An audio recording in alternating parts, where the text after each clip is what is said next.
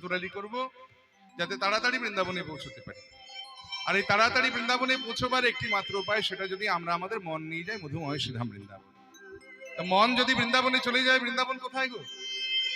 যেখানে সাধুগুরু বৈষ্ণবের আগমন সেই তো মধুর বৃন্দাবন, যেখানে হয় হরি নাম সংকীর্তন সেই তো মধুর বৃন্দাবন।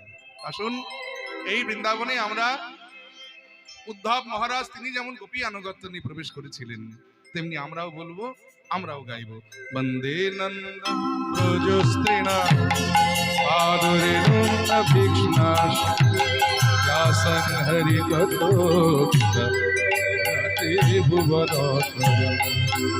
বন্দে নন্দ ব্রজস্ত্রীণা আদরে ভীষ্ণাস দাসং হরি কথোক্তা গুণতি ভুবনত্রয়া।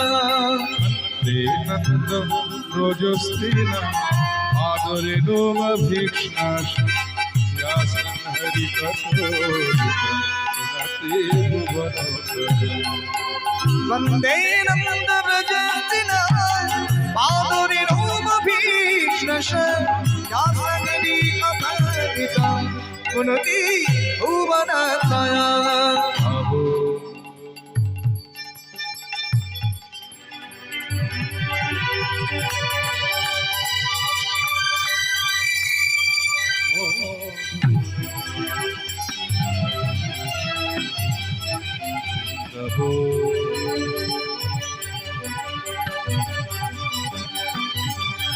মধুরা হরি নয়ন ভরি গোপী বল্লভ রাধা মদন মোহন। হ্যারো করি নয়ন ভরি গোপী বল্লভ রাধা মদন মোহন। হরি নয়ন ভরি গোপী বল্লভ রাধা মদন মোহন। হ্যারো করি নয়ন ভরি গোপী বল্লভ রাধা মদন মোহন।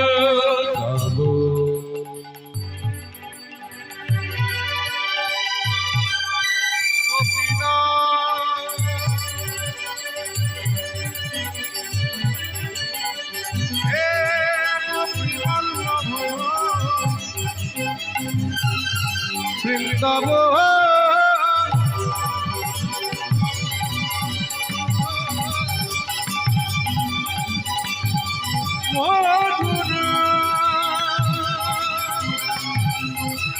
গোপীনা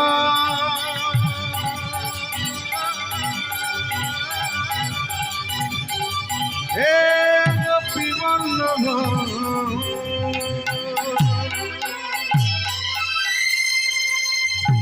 মধুময় শ্রীধাম বৃন্দাবনে, মাধুর্যমণ্ডিত শ্রীধাম বৃন্দাবন, যে শ্লোকটি আস্বাদন করতে করতে আমরা বৃন্দাবনে এলাম, এই শ্লোকটি প্রথম যিনি বলেছিলেন ভগবানের খুব প্রিয় বন্ধু ছিলেন, যার নাম ছিল উদ্ধব মহারাজ, যিনি ভগবানের রাজসভার প্রধানমন্ত্রী ছিলেন। রাজকার্যের ফাঁকে ফাঁকে ভগবান যখন একটু সময় পেতেন, উদ্ধবকে কাছে নিয়ে ব্রজের শুদ্ধ গোপীর প্রেমের কথা আস্বাদন করতেন। আর এই আস্বাদন করতে করতে একদিন উদ্ধবের মনে বাসনা হয়েছিল যে কারাই ব্রজগোপী, আর কি এমন তাদের প্রেম, যে প্রেমের কথা একটা মুহূর্তের জন্য আমার গোবিন্দ কোনোদিন ভুলতে পারলেন না। আমি যদি সেই প্রেমটা একটু আস্বাদন করতে পারতাম। অন্তর্যামী গোবিন্দ তিনি উদ্ধবের মনের কথা জানতে পেরে সঙ্গে সঙ্গে সিংহাসন থেকে নেমে নিজের মাথার চূড়াটা নিজের হাতে খুলে উদ্ধবের মাথায় নিজের হাতে বেঁধে দিয়ে বলেছিলেন যে গচ্ছোদ্ধব ব্রজং সৌম, উদ্ধব তুমি ব্রজে যাও আর ব্রজের কুশলিনী আমাকে শোনাও। আসলে কিন্তু উদ্দেশ্য ব্রজের কুশলানা নয়। ভগবান উদ্ধবকে ব্রজে পাঠালেন কেন জানেন? কারণ ব্রজ প্রেমটা কি তুমি একবার আস্বাদন করে এসো। উদ্ধব যখন ব্রজে এলেন আর ব্রজ প্রেম আস্বাদন করে, ব্রজ গোপীর প্রেম আস্বাদন করে পুনরায় তিনি ফিরে আসছেন, এই ফেরার পথে ওই বৃন্দাবনের ধূলিকণাকে প্রণাম জানিয়ে এই শ্লোকখানি বলেছিলেন যে বন্দে নন্দ ব্রজস্ত্রীণাম। আমি প্রথমেই তাদেরকে বন্দনা করি যারা হলেন বৃন্দাবনের নন্দ নন্দন কৃষ্ণের স্ত্রী বর্গ। এরপরেই বললেন পাদ রেণুম অভিক্ষ্ণাস। পাদ রেণুম শব্দটা খুব ভালো করে অনুভব করতে হবে। আমরা পায়ে প্রণাম করি, প্রণম্য যারা তাদের প্রণাম করি পায়ে, আর সেই পায়ে যদি প্রণাম করি ওটা যদি সংস্কৃতে বলতে হয় তাহলে বলতে হবে পাদম, কিন্তু উদ্ধব বললেন না, পাদ রেণু। অর্থাৎ আমি হতে পারি উদ্ধব, আমি হতে পারি কৃষ্ণের বন্ধু। এই বাবা এখানে নয়, এদিকে, পেছন দিকে। আমি হতে পারি উদ্ধব, আমি হতে পারি কৃষ্ণের বন্ধু, আমি হতে পারি তার রাজসভার প্রধানমন্ত্রী, কিন্তু ব্রজগোপীদের চরণে বা পায়ে প্রণাম করবার মতো শক্তি বা ক্ষমতা আমার কোনোটাই নাই। এটা আমার কাছে ধৃষ্টতা মাত্র। অতএব ব্রজগোপীদের চরণ স্পর্শে বৃন্দাবনের যে ধূলিকণা ধন্য হয়েছে, আমি সেই ব্রজের রাঙা ধূলিকে একটা প্রণাম জানাই। তাই পাদ রেণু অভিষ্ণাসা ইয়াসং হরি কথগীতম, যাদের মুখের হরি কথা হলো অমৃতের সমান, উনাতি ভুবনত্রয়ম, সেই হরি কথা পান করে ত্রিভুবন পুণ্য লাভ করুক। এটাই গৌর হরি বল। সেই ব্রজগোপীদের চরণাঙ্কিত ব্রজের রাঙাধুলিকে প্রণাম জানিয়ে আজকে আমরাও বৃন্দাবনে প্রবেশ করলাম, আস্বাদন করছি শ্রীমতী রাধারানীর পূর্বরাগ। পূর্বরাগ কাকে বলে?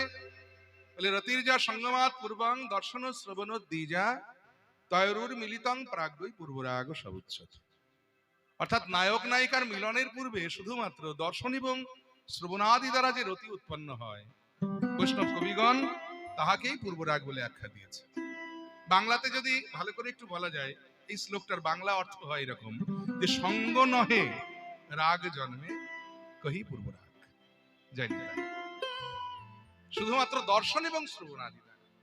এই যে পাত্রপাত্রী বিবাহ হয় না প্রাকৃত জগতে, পাত্রপক্ষ পাত্রী দেখতে যায়, পাত্রপক্ষ পাত্র দেখতে আসে, মাঝখানে একজন কিন্তু অনুঘটক রূপে কাজ করে, তাকে আমরা ঘটক বলে থাকি, যে খবর দেওয়া নেওয়া করে।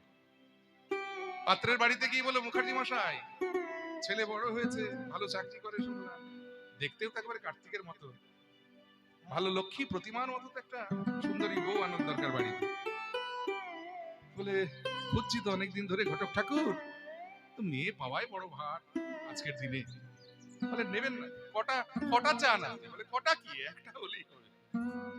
বলে, তাহলে ওই যে ও পাড়ায় ব্যানার্জি বাবুর মেয়ে, আহা, রূপে লক্ষ্মী, গুণে একেবারে সরস্বতী, ওই মেয়ে যদি আপনার ঘরে বউ হয়ে আসে, একবারে ঘর আলোকিত হয়ে যাবে। বলে, তাই নাকি? তাহলে কথাটা একবার পারুন। এবার পাত্রীপক্ষের বাড়িতে গিয়ে ওই পাত্রের গুণাগুণ ঘটক ঠাকুর বর্ণনা করতে লাগলেন।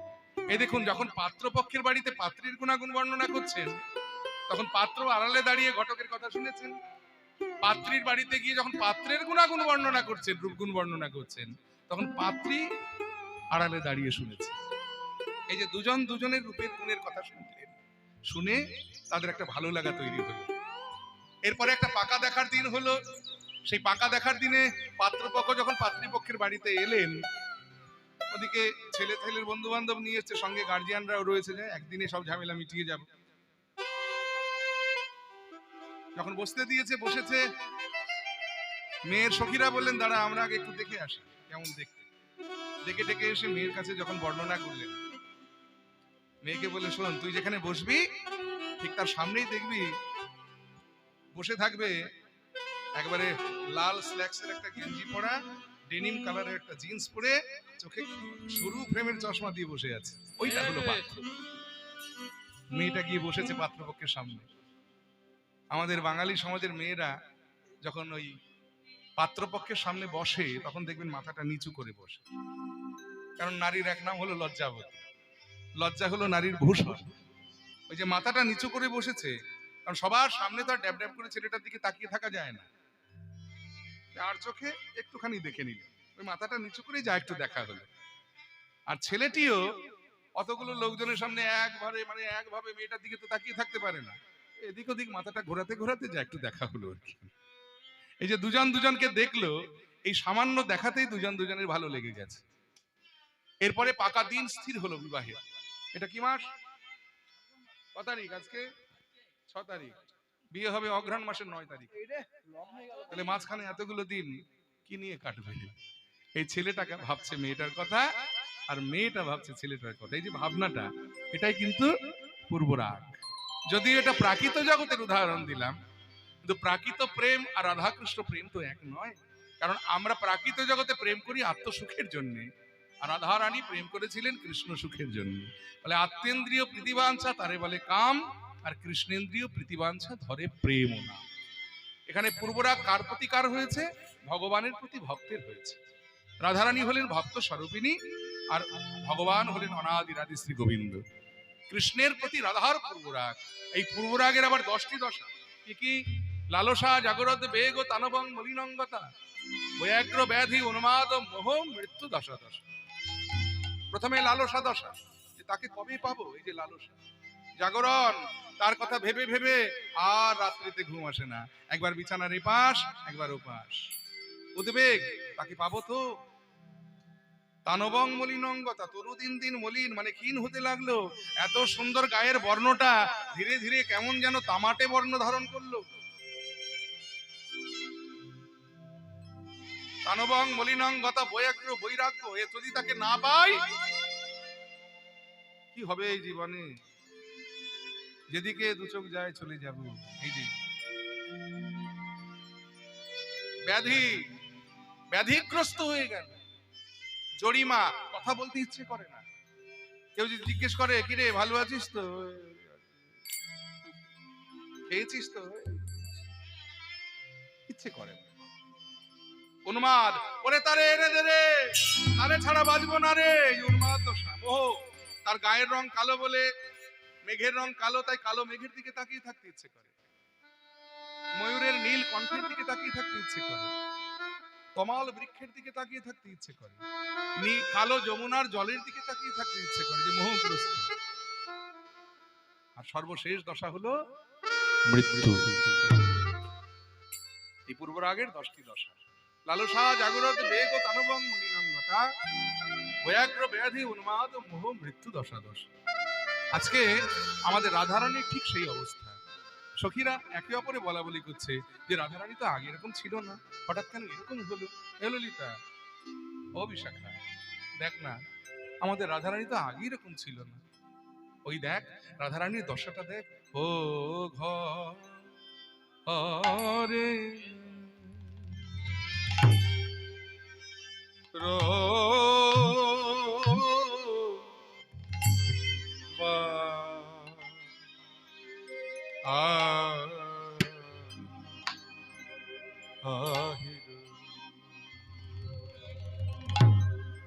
ঘরের বাহির ও ও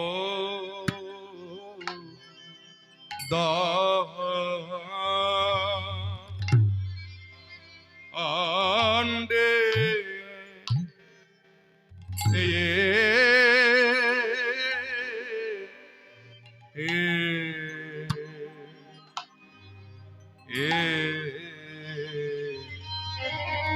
ঘরের বাহির দণ্ডে শত বা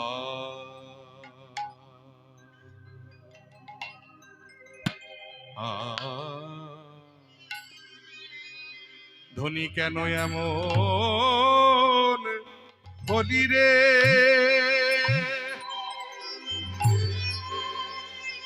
তোরে কেউ বা কিছু করে দিলে নাকি?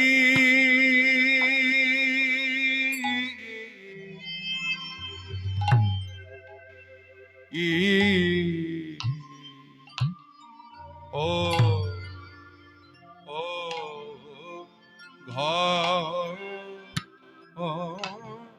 রে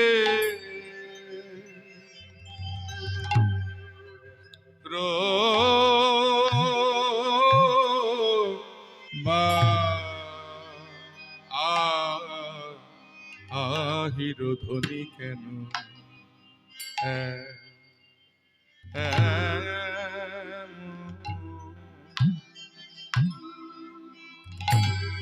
এমন হলি রে, তোরে কি হয়েছে, কি হয়েছে কিসের লাগি, ধ্বনি কেন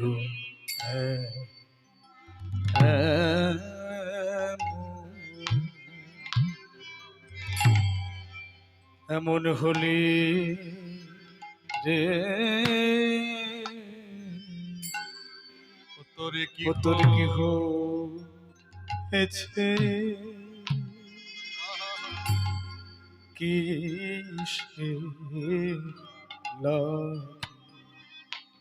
হেই মালো কে দেখলে তোরে বলবে বাকি তোরে কি হয়েছে কিসের লাগি এই মালু কে দেখলে দেখলে বলবে বাকি ও তোর কি হয়েছে কিসের লাগি এই মালো দেখলে তোরে বলবে বাকি বলবে রাজনন্দিনী একই স্বভাব এই মালকে দেখলে বলবে বাকি আহা রাজনন্দিনী একই স্বভাব এই মালকে দেখলে বলবে বাকি বলবে রাজনন্দিনী একই স্বভাব এই মালকে দেখলে বলবে বাকি বলবে রাজনন্দিনী একই স্বভাব এই মালকে দেখলে বলবে বাকি আহা রাজনন্দিনী একই স্বভাব লোকে দেখলে বলবে বাকি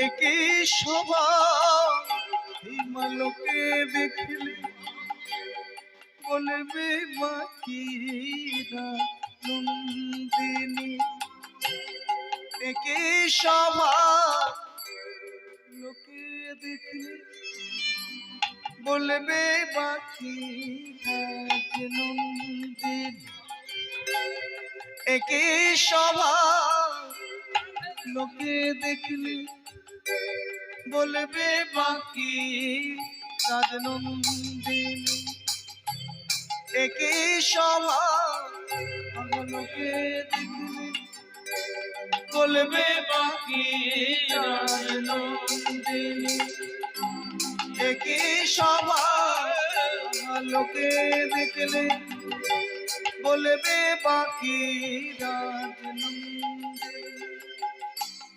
একই স্বভাব লোকে দেখলে বলবে বাকি রাজনন্দিনী একই স্বভাব এই মালকে দেখলে বলবে বাকি রাজনন্দিনী একই স্বভাব লোকে দেখলে বলবে বাকি রাজনন্দিনী একই স্বভাব লোকে দেখলে বলবে বাকি রাজনন্দিনী একই স্বভাব আগা লোকে দেখলে বলবে বাকি রাজনন্দিনী একই স্বভাব লোকে দেখলে বলবে বাকি রাজনন্দিনী একই স্বভাব লোকে দেখলে বলবে বাকি রাজনন্দিনী একই স্বভাব লোকে দেখলে বলবে বাকি রাজনন্দিনী একই স্বভাব লোকে দেখলে বলবে বাকি রাজনন্দিনী একই স্বভাব লোকে দেখলে বলবে বাকি কি স্বভাব রাজনন্দিনী একই স্বভাব রাজনন্দিনী একই স্বভাব রাজনন্দিনী একই স্বভাব লোকে বলবে বাকি একই স্বভাব বলবে বাকি রাজনন্দিনী একই স্বভাব লোকে বলবে বাকি রাজনন্দিনী একই স্বভাব বলবে বাকি রাজনন্দিনী একই স্বভাব বলবে বাকি রাজনন্দিনী একই স্বভাব বলবে বাকি রাজনন্দিনী একই স্বভাব বলবে বাকি রাজনন্দিনীর একই স্বভাব বলবে বাকি রাজনন্দিনীর একই স্বভাব বলবে বাকি তোর কি হয়েছে কিসের লাগি ধ্বনি কেন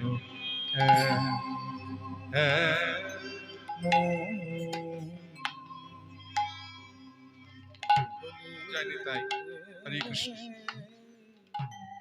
জানি তাই। দেখুন,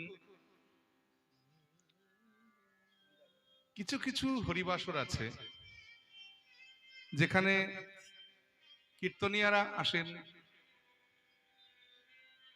প্রকৃত কীর্তন গাইতে, আর কিছু কিছু হরিবাসর আছে যেখানে শ্রোতাদের মনোরঞ্জন করাটাই কীর্তনিয়াদের একমাত্র কর্ম হয়ে ওঠে।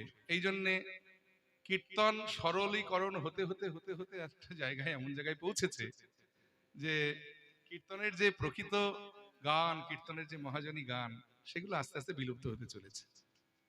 আমি জানি অনেকেরই আপনাদের খুব কষ্ট হচ্ছে এই গানটা শুনতে, কিন্তু তবুও আমরা এখানে এই গানটা গাইবার জন্য এসেছি, কারণ এটা কীর্তনের জায়গা।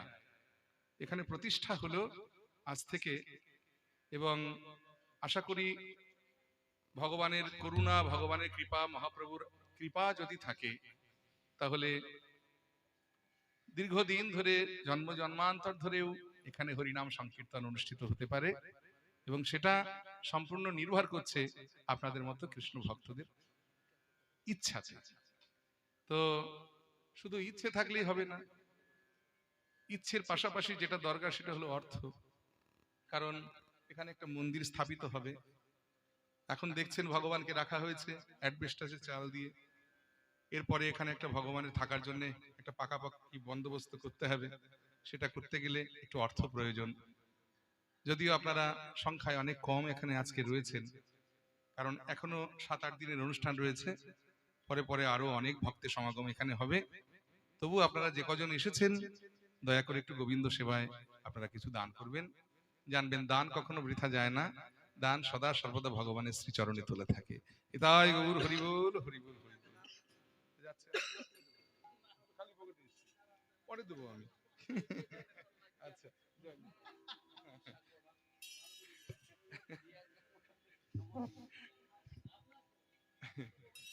যাই হোক, ঘরের বাহির দণ্ডে শতবার রে আকা ঘরের বাহির দণ্ডে শতবার রে ঘরের বাহির নিসা গামা পা গামা পানি গামা পা গামা পা গামা গারে সা। একেবারে সময় উপযোগী রাগ, অপরাহ্নকালীন রাগ। এই রাগটির নাম হলো ভীম পালুস। নি সা গা মা পা পা পা গা মা পা গা মা পা নি গা মা পা নি গা মা পা gama pa gama gare san जिंदगी में तो सभी ডিম্পলশ্রী এমন একটা মিষ্টি রাগ, কত সুন্দর সুন্দর গান এই রাগে হয়ে গেছে। जिंदगी में तो सभी प्यार किया करते हैं, मैं तो मर कर भी तुझे जान भी दे दूंगा। जिंदगी में तो सभी जा जा रे अपनी मंदिर बा जा जा রে এই হলো ডিম্পলশ্রীর মোটামুটি একটা বৈশিষ্ট্য। ঘরের বাহির দণ্ডে শতবার রে আহা ঘরের বাহির দণ্ডে শত রে আহা তিলে তিলে আইসে যাই রে আহা তিলে তিলে আইসে যাই রে কই আসে যায় বারে বার আসি যায় বারে বার কই আসে যায় বারে বার আসি যায় বারে বার এক দণ্ডে শতবার আসে যায় বারে বার এক দণ্ডে শতবার একবার ঘরার বহির দুয়ার এক দণ্ডে শতবার একবার ঘরের মহি দুয়ার এক দণ্ডে শতবার একবার ঘরের মহি দুয়ার এক দণ্ডে শতবার একবার ঘরের মহি দুয়ার এক দণ্ডে শতবার একবার ঘরের মহি দুয়ার আসি যায় বারে বার ধনির পনুচাট নিঃশ্বাস সঘন রে আগা বলো নিঃশ্বাস সঘন রে আমার কদম্ব কাননে চাই রে আগা কদম্ব কাননে চাই রে দেখো চেয়ে যে আছে রে জেগে যে আছে রে ওই কদম্ব কাননে ধনি চেয়ে যে আছে ওই রে কদম্ব কাননে ধনি চেয়ে যে আছে রে মনে হয় কি বা দেখেছে কি মা দেখেছে ওই কদম্ব কাননে ধনি কি বা দেখেছে কদম্ব কাননে ধনি ঘন ঘন চেয়ে আছে কদম্ব কাননে ধনি ঘন ঘন যে আছে কদম্ব কাননে ধনি ঘন ঘন যে আছে কদম্ব কাননে ধনি ঘন ঘন যে আছে কদম্ব কাননে ধনি ঘন ঘন যে আছে কদম্ব কাননে ধনি কি বা দেখেছে ওই কদম্ব কাননে চাই রে কদম্ব কাননে তাহলে ঘরের বাহির দণ্ডে শতবার তিলে তিলে আইসে যায়। একটা মানুষ যদি এক দণ্ডে শতবার একবার ঘর আর একবার বাইরে যাতায়াত করে, তাকে দেখে কি মনে হবে? সে অসুস্থ মনে হবে। সুস্থ কি সুস্থতার লক্ষণ নয় তো? কোন সুস্থ মানুষ এটা করতে পারে কি? পারে না। আজকে রাধারানীর দশাটাও ঠিক তাই হয়েছে। একবার ঘর আর একবার বহির দুয়ার, এই এক দণ্ডে যেন শতবার যাতায়াত করছে রাধারানী। আর শুধু তাই নয়, মন উচাটন ও নিঃশ্বাস সঘন। রাধারানীর মনটা যেন কেমন উচাটন অর্থাৎ বিক্ষিপ্ত হয়ে রয়েছে। নিঃশ্বাস ঘন ঘন, ঘন ঘন শ্বাস, দীর্ঘশ্বাস। আর কদম্ব কাননে ঘন ঘন চাইছে, মনে হচ্ছে যেন কদম্ব কাননে রাধারানী কি দেখেছে। আর এই দেখে সখীরা বলা বলি করছে, আমাদের রাধারানী তো আগে এরকম ছিল না। রাই কেন বা এমন হইলা, কেন বা এমন হইলা, কেন বা এমন কইলা, কেন বা এমন হইল ওই দেখো গুরু দুরুজন ভয় নাহি মন কোথা বাকি দেবায় পাইলা আগা গুরু দুরুজন হয় নাহি মন কোথা বাকি দেবা পাইলা আহা বুঝিবা কোন দেবায় পেয়েছে বুঝিবা কোন দেবায় পেয়েছি তা নইলে ধনী কেন এমন হবে বুঝিবা কোন দেবায় পেয়েছে তা নইলে ধনী কেন এমন হবে বুঝিবা কোন দেবায় পেয়েছে তা নইলে ধনী কেন এমন হবে বুঝিবা কোন দেবায় পেয়েছে তা নইলে ধনী কেন এমন হবে বুঝিবা কোন দেবায় পেয়েছে ওই বয়সে কিশোরী রাজার ঝিরারে তাহে কুল গথুবালা বয়সে কিশোরী রাজার ছিয়ারে তাকে কুলো বলা রে সদাই চঞ্চল রাধারানীর অবস্থাটা কেমন আছে সদাই চঞ্চল বসন অঞ্চল সম্বরণ নাহি করে আগা সদাই চঞ্চল বসন অঞ্চল সম্বরণ নাহি করে আবার বসি থাকি থাকি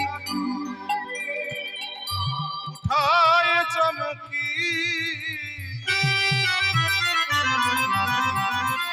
আমাদের রাধা রানী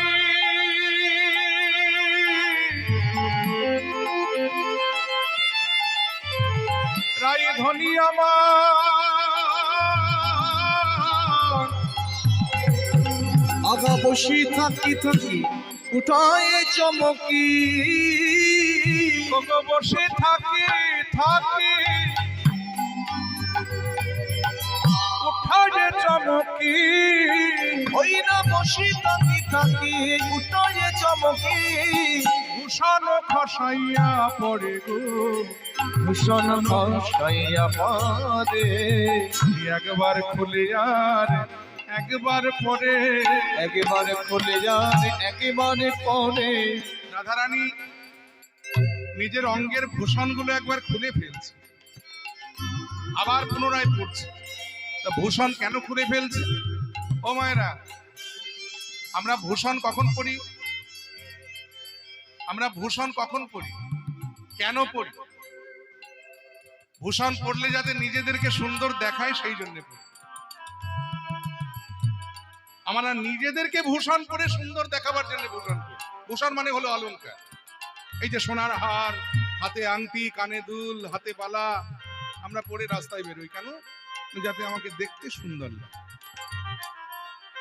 রাধারানী কেন ভূষণ পড়তেন জানেন আহা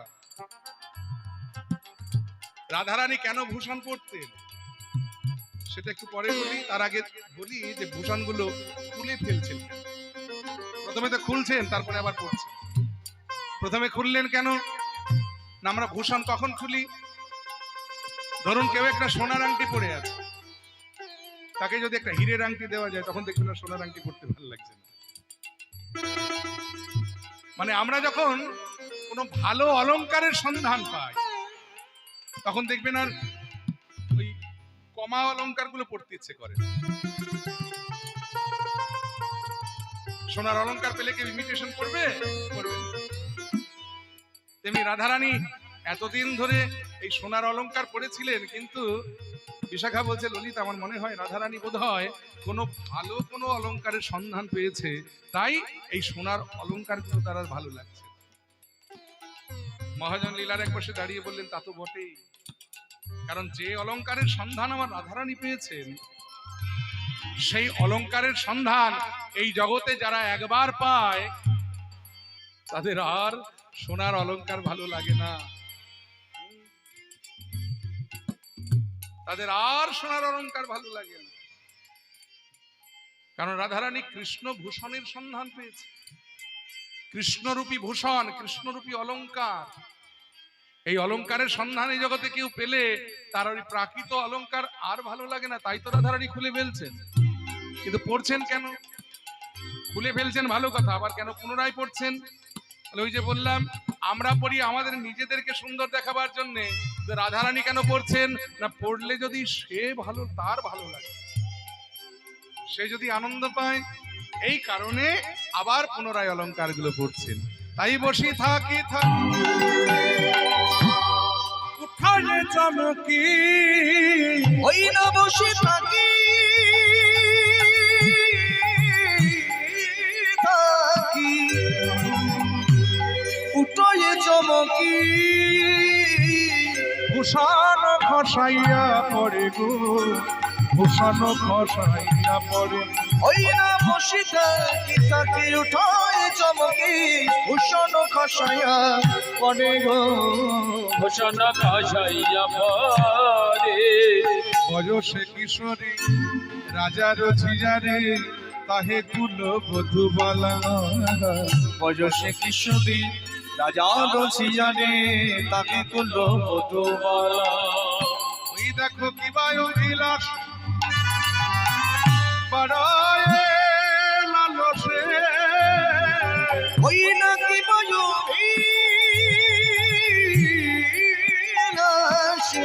বাটাই লালসে, আমরা না বুঝি তাহারো ছলা গো, না বুঝি তাহারো ছলা। ওই নাকি বায়ু বিলাসে বাটাই লালসে, না বুঝি তাকারো চলারো, না বুঝি তাহার ছালা। আরে ছলা কলা কিছু বুঝিতে নারী, আরে ছোলা কলা কিছু বুঝিতে নারী। দেখো কি বায়ু বিলাস জেগেছে রায়ে, আহা কি বায়ু বিলাস জেগেছে রায়ে। আমার কি মনে হয় জানিস, দেখি তাহার চরিতে হেন বুঝিছিতে, হাত বাড়াইলা চাঁদে। তাহার ছড়িতে হেন বুঝিছিতে, হাতে বাড়াইলা চাঁদে। বিশাখা বলছে, ললিতা আমার কি মনে হয় জানিস, রাধারানী বোধহয় চাঁদ ধরবার জন্য বাসনা করেছে। এখন অবাস্তব বাসনা যদি কেউ করে ফেলে, তাহলে সেটা তার কাছে মূর্খামি। কারণ আকাশের চাঁদ ধরবার বাসনা যদি কেউ করে জগতে, সেটা ভুল হবে। অত সহজে চাঁদ ধরা যায়? চাঁদ যেখানে থাকে সেখান থেকে এখানকার দূরত্বটা অনেক। চাঁদ ধরতে গেলে অনেক কাঠখড় পোড়াতে হয়।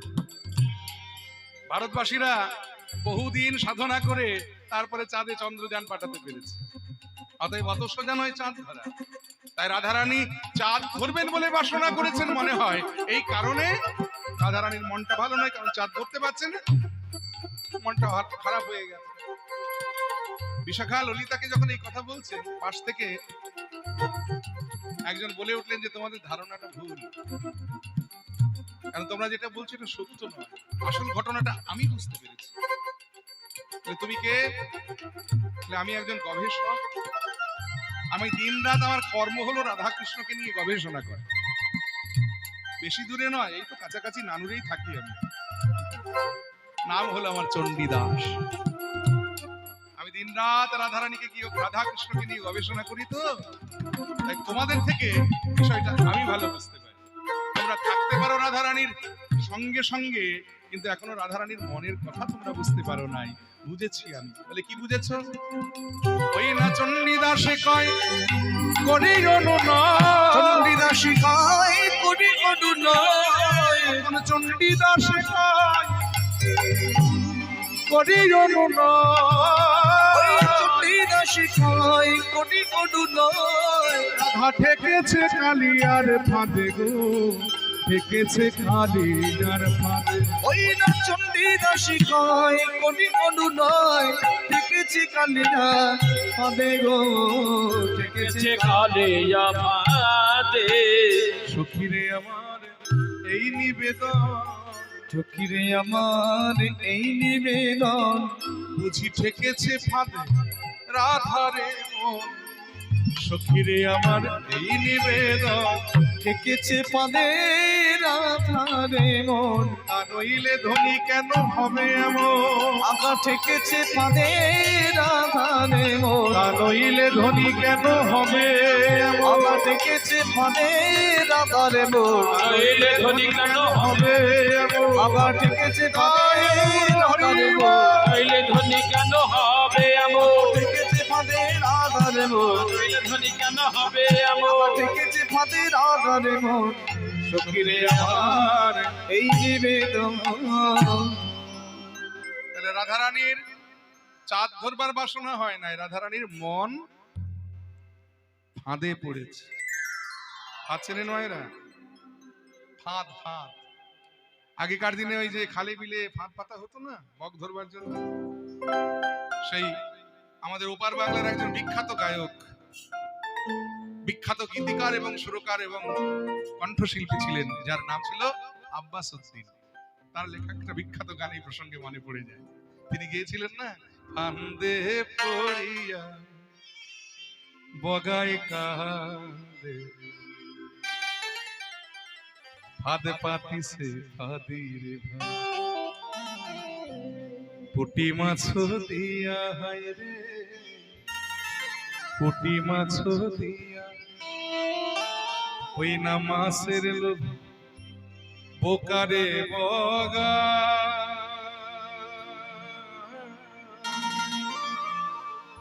পড়লো উড়াল দিয়া রে, হাতে পড়িয়া বগা কান্দে রে, হাতে পড়িয়া বগা কান্দে রে। এখানে ফাঁদ হলো ভগবানের একটা দুটো নয়, চারখানি ফাঁদ। ভগবান এই জগতের মাঝে চারখানা ফাঁদ পেতে রেখেছে। একটা হলো নামের ফাঁদ, আরেকটি গুণের ফাঁদ, আরেকটি রূপের ফাঁদ, আরেকটি হলো প্রেমের ফাঁদ। আর সেই ফাঁদে যদি এই জগতের কোন জীবের মন রূপী পাখিটা একবার গিয়ে পড়ে, তার দশাটা এরকমই হবে। আজকে রাধারানীর মন রূপী পাখি ওই কৃষ্ণের নাম গুণ রূপ আর প্রেমের ফাঁদে গিয়ে পড়েছে। তাই তো রাধারানী এমন হয়েছে। রাধারানী আগে এমন ছিল না। তাই আমাদের রাধা কি হলো, কি হলো অন্তরে, অন্তরে ব্যথা,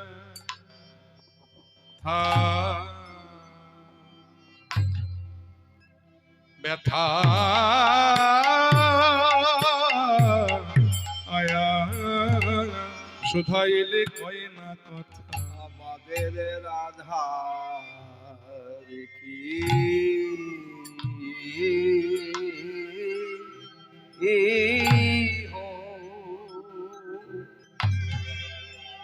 হলো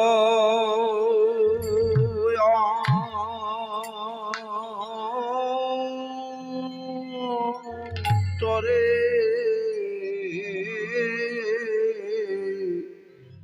অন্তরে ব্যথা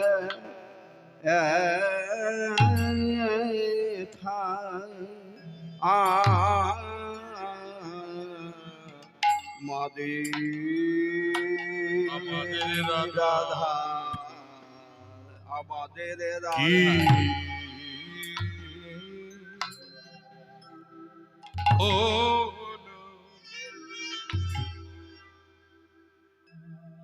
হলো অন্তরে, অন্তরে ব্যথা,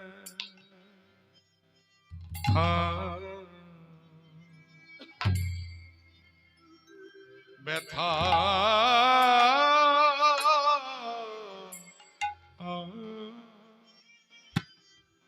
আমাদের আমাদের রাধা রাধা কি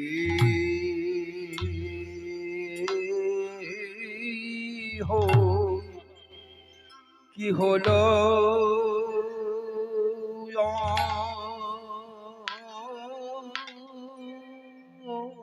তোরে চলো রাধার কি হো লো তোরে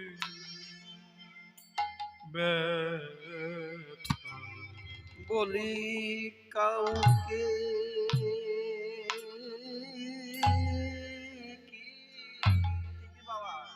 কাউকে কিছু কয় না কথা রাধারে কি হো লো হরিব তোরে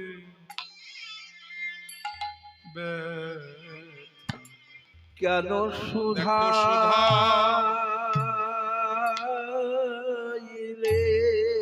সুধাইলে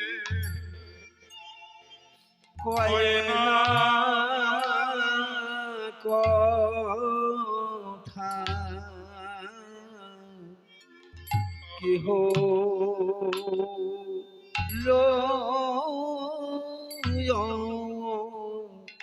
তোরে ব্যথা দেখো দেখো সুধা আইলে কয় না কথা কি হলো তোরে ব্যথা দেখো দেখো ধনী আমার সুধা আইলে সুধাইলে কহিন কথা ধনীরে কি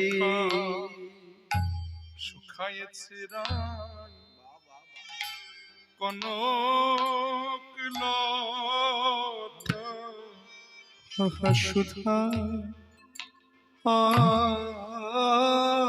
আজিলে কয় না কথা দিনে দিনে সুখা এছে রাই কনক লতা দেখো সুধাইলে কয় না কথা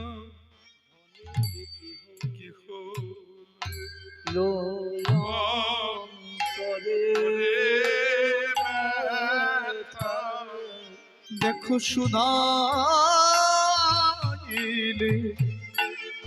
কয় না কথা রাধারে কি হলো আর করে ব্যথা সুধাইলে কয় না কথা ধনির কি গলো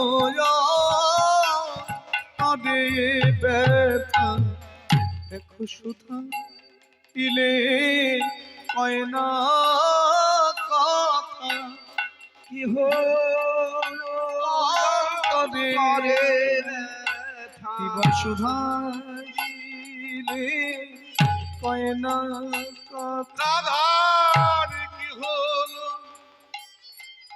অন্তরে ব্যথা শুধাইলে কয় না কথা ধনির কি গলো তবে ব্যথা কেমন শুকায়েছে তাই কনক লতা কি হলো অন্তরে ব্যথা দিলে কেমন শুকায়েছে তাই কনক লতা সুধাইলে কয় না কথা শুকাইছে কনকলতা দেখো সুধারি কয় না কথা ইধে কনকলতা দেখো সুধারি কয় না কথা শুকাইছে কনকলতা সুধারি কয় না কথা শুকাইছে রাই কনকলতা সুধারি কয় না কথা কি হলো অন্তরে ব্যথা সুধারি কয় না কথা কি হলো অন্তরে ব্যথা সুধারি কয় না কথা কি হলো অন্তরে ব্যথা সুধারি কয় না কথা কি হলো অন্তরে ব্যথা সুধারি কয় না কথা অন্তরে ব্যথা সুধারি কয় না কথা রায়ের কি হলো অন্তরে ব্যথা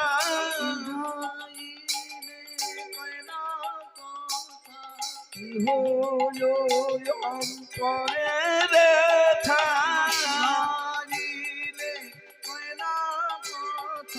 কি হলো অন্তরে ব্যথা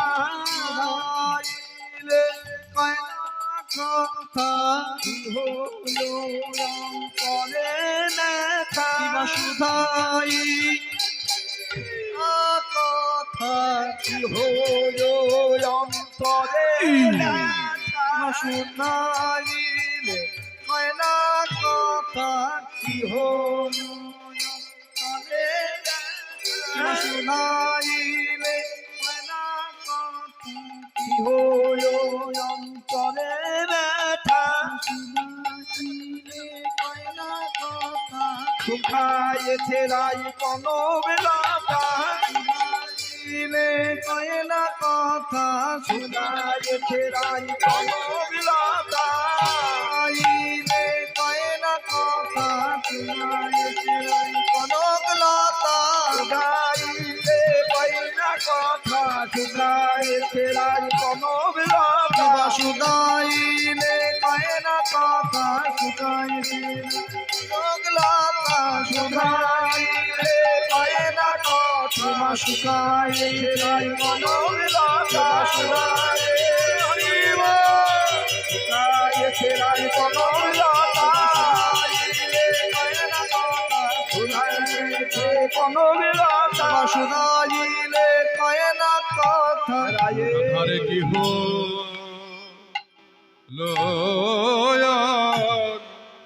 অন্তরে ব্যথা জানি তাই রাধার কি হলো